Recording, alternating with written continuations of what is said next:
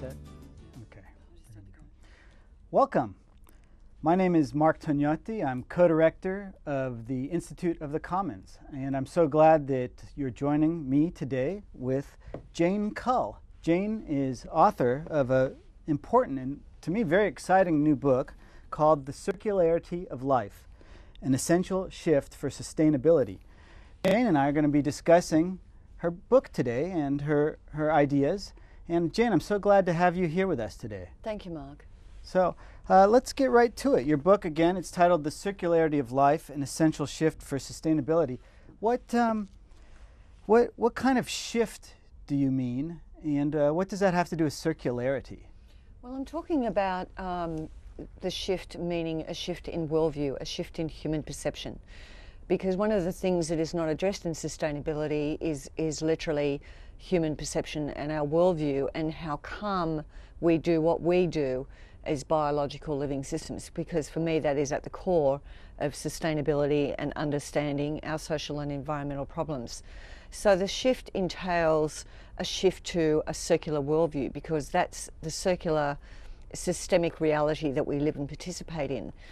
So I hear you saying it's both about social issues and environmental. Yes. And so I'm wondering, why don't we take those one at a time? Maybe we can look at the environmental issues first. And tell me a little bit about your notions of circularity and how they have to do with environmental concerns. Okay, well, one of the first things that I wanted to mention is that the circular worldview is about, it's about an awareness of our interdependency and our interconnectedness with the web of life. Because from our Western perspective is that we see ourselves as being separate and removed from the web of life, and where in fact that we're not. And it's not only that we are interdependent and interconnected with the web of life, but we are completely, the web of life, it is the web of life that sustains us. So it's very important that we sustain the web of life, and in doing that we sustain ourselves.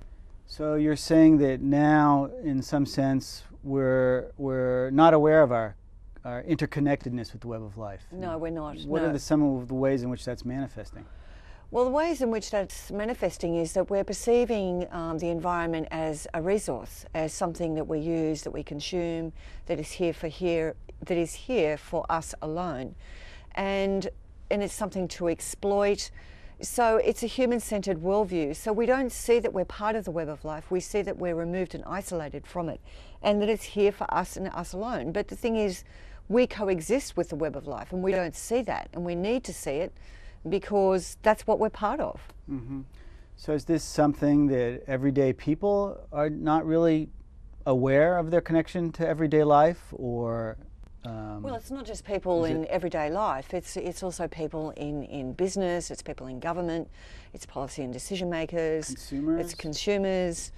And so the awareness of the circularity of life, of how matter is cycling through all the systems that constitute the web of life. So what I mean by that is soil systems, water systems such as streams, rivers, oceans, and then of course we've got animals and plants, and we're part of that. So it's important to see that how that matter is circulating through all of those systems, and including ourselves. So matter does not escape anywhere, it's circulating. Okay. So I'm trying to figure out, what does this have to do with me, for example, the average consumer?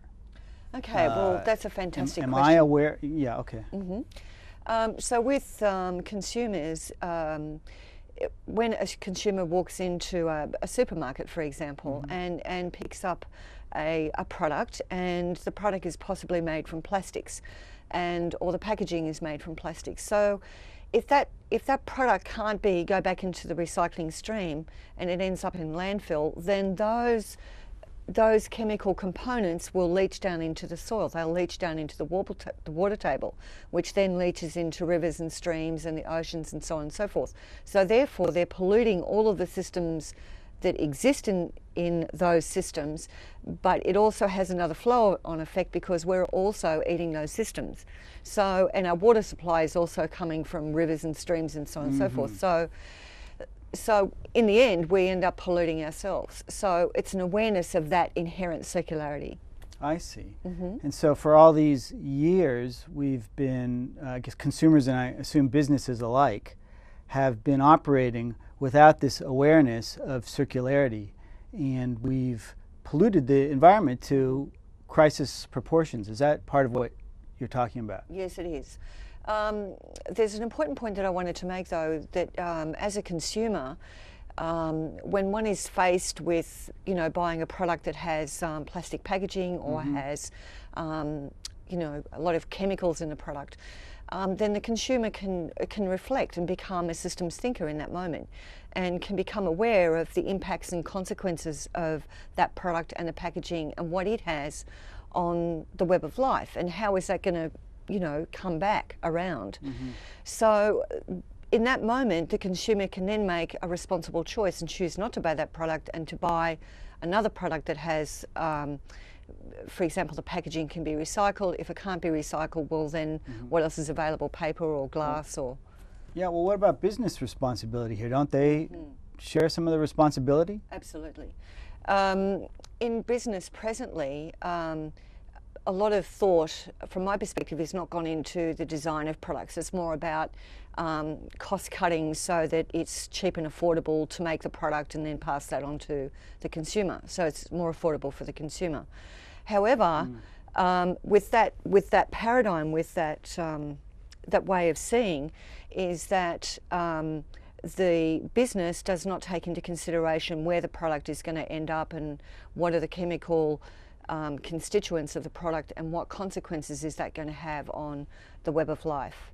And so business within a circular paradigm, for example, with a different way of seeing ourselves in the world, can design products and packaging using natural materials that enrich the web of life. So it enriches and it sustains the web of life. So that's what you mean by sustainability. So this is something you see both consumers and businesses needing to expand their awareness of how the products they make and the products they use through disposal and production will affect the environment. Yes, absolutely. Right. So I think that's an argument that's really important, and frankly, I hear a lot of environmentalists making the same argument and bringing it to people's perspective about how we need to change to a more sustainable way of doing things. So I'm wondering if there are, in your notion of sustainability, if you sense that it's different in some way from mainstream views of sustainability. That's a word that's thrown around a lot. Even businesses are starting to use that word. That's right. My understanding of the conversations within sustainability are that the planet is still, the environment is still perceived as a resource, and then we have to manage the resource so that it is managed within the carrying capacity of the planet. So when we talk about managing, we're still talking about it's something for here. It's something that's there for us and us alone, instead of seeing that it's something that we need